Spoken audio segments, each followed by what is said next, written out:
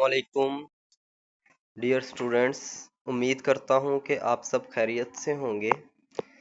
तो आज का हमारा टॉपिक है पर्सनल प्रोनाउन। ये चैप्टर नंबर 15 है, run and Marton high school English grammar की बुक है। तो आज मैं आपके साथ एक बड़ा इम्पोर्टेंट टॉपिक डिस्कस करने जा रहा हूँ, जिसे हम कहते हैं पर्सनल प्रोनाउन। मोस्टली स्टूडेंट्स इस चीज़ में कंफ्यूज हो जाते हैं कि what is pronoun and what is personal pronouns, के प्रोनाउंस क्या हैं और पर्सनल प्रोनाउंस क्या हैं और पर्सनल प्रोनाउन कौन कौन से हैं। ये ऐसे क्वेश्चन मोस्टली इंटरव्यूज़ के अकॉर्डिंग पूछे जा सकते हैं। तो हम कुछ एग्जांपल्स को डिस्कस करेंगे, जिसमें हम ये फाइंड आउट करेंगे कि पर्सनल प्रोनाउन क्या है और सिंपल प्रोनाउन क्या है। अब देखिएगा, Hari is absent because Hari is ill. अब इसमें उसने नाउन यूज़ किया है। नाउन का मतलब कि हरी, तो फ़िक्रे के अंदर उसने 2 दफ़ा नाउन को यूज़ किया है। इस तरह ये फ़िक्रा क्या लग रहा है, फ़िक्रा एक अनयूजुअल और अनएथिकल लग रहा है, और इसको इंग्लिश ज़ुबान में हम इसको करेक्ट नहीं कर सकते। लेकिन इसकी रेपिटेशन को अवॉइड करने के लिए, इस चीज़ से बचने के लिए हम पर्सनल प्रोनाउंस का यूज़ करते हैं।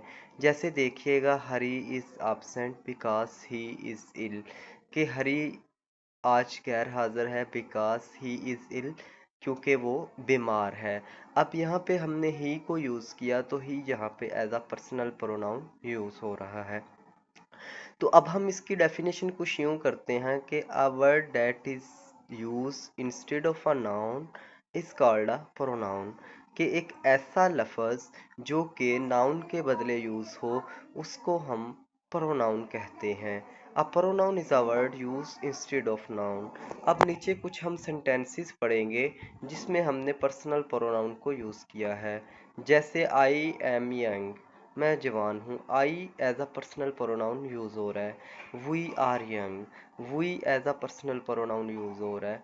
You are young, you as a personal pronoun use हो रहा है। They are young, they as a personal pronoun use हो रहा है। अब कुछ यहाँ पे हम पर्सनल प्रोनाउन को डिस्कस कर रहे हैं। आई, वी, यू, दे, ये तमाम nouns are called personal pronoun because they stand for the 3 person. I, we, you, they, ये पर्सनल प्रोनाउन है और ये 3 लोगों के लिए पाए जाते हैं। सबसे पहले द पर्सन स्पीकिंग, जो पर्सन बोल रहा है, जो आदमी बोल रहा है। द पर्सन स्पोकन, जो जिस आदमी के लिए बोला गया है या बोला गया था। द पर्सन स्पोकन ऑफ, और जिस आदमी के लिए इससे उस बारे में बात हो रही है। The pronoun I and we which denote the person or person speak are said to be personal pronoun. I और वी पर्सन को और पर्सन की स्पीक को डोनेट करने के लिए यूज होता है। The pronoun which denote the person or person spoke to is said to a personal pronoun. ऐसे प्रोनाउन जो डोनेट करते हैं पर्सन को या पर्सन के लिए बोलने को, उसको हम पर्सनल प्रोनाउन कहते हैं। You is used in the singular and plural, और यू को एज अ सिंगुलर और प्लूरल दोनों में यूज कर सकते हैं। आगे बेटा हम बात कर रहे हैं, कुछ इसमें उन्होंने फॉर्म्स ऑफ प्रोनाउन बताई हुई हैं कि फॉर्म क्या है प्रोनाउन की। फर्स्ट पर्सन के लिए कौन सी फॉर्म यूज होंगी, सेकंड पर्सन के लिए कौन सी यूज़ होगी, और थर्ड पर्सन के लिए कौन सी फॉर्म यूज़ होगी। तो फर्स्ट पर्सन क्या है, आई, वी। जैसे कि नॉमिनेटिव केस है, आई या we as a nominative case use हो रहा है। और फर्स्ट पर्सन के लिए जैसे कि आई मैं फर्स्ट पर्सन हूँ। वी हम फर्स्ट पर्सन हैं। जैसे माई मेरा, पोजेसिव केस में इसमें है। माइन, आवर, आवर्स, ये फर्स्ट पर्सन है। एक्वस्टिव, मी, अस, ये फर्स्ट पर्सन प्रोनाउन है। उसके बाद है सेकंड पर्सन। सेकंड पर्सन जैसे कि हम कहते हैं you as a second person use हो रहा है। इसके बाद है थर्ड पर्सन। थर्ड पर्सन में ऑल जेंडर्स यूज हो रहे हैं, जैसे he, she, it, they, his, her, hers, its, their, theirs, him, her, it, them. So ये देखा गया है कि possessive case of the most of the personal pronoun have two form, यानी कि पर्सनल प्रोनाउन का पोजेसिव केस दो तरह की फॉर्म्स रखता है।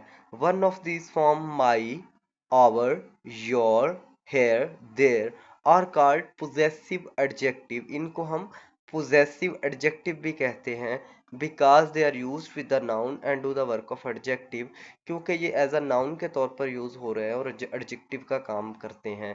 जैसे कि हम कह सकते हैं this is my book, there are your books and this is her book.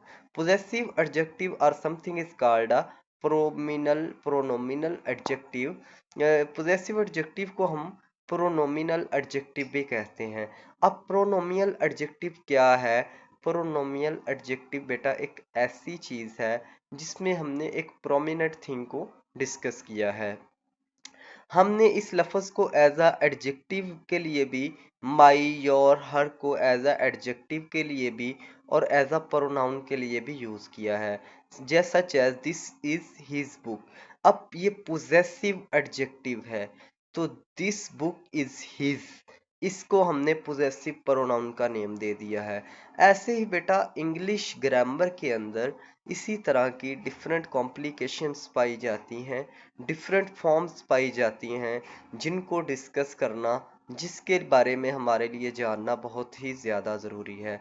In the following sentences the word in italics are possessive pronoun. जैसे this book is mine, those books are yours, this book are her, the idea of yours is excellent. These word is used as a possessive pronoun and possessive adjective.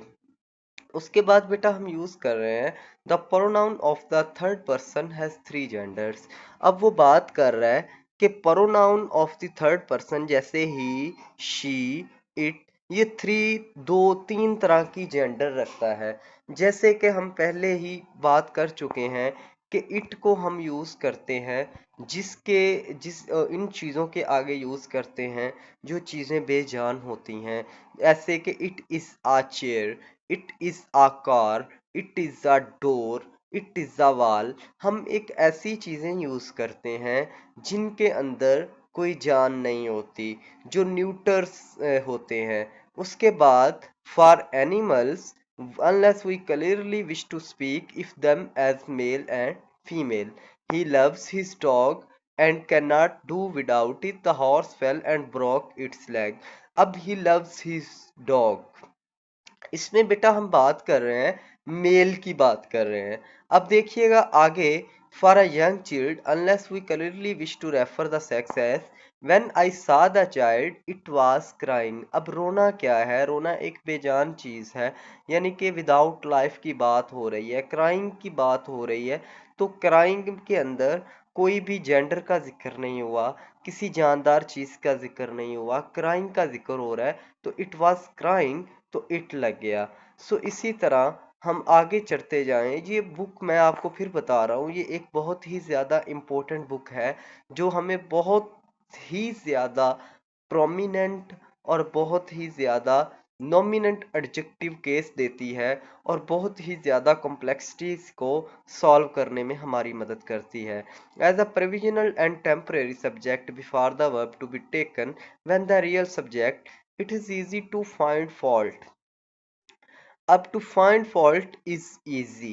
It is doubtful whether he will come. इसमें उन्होंने it भी use किया है और ही भी use किया है।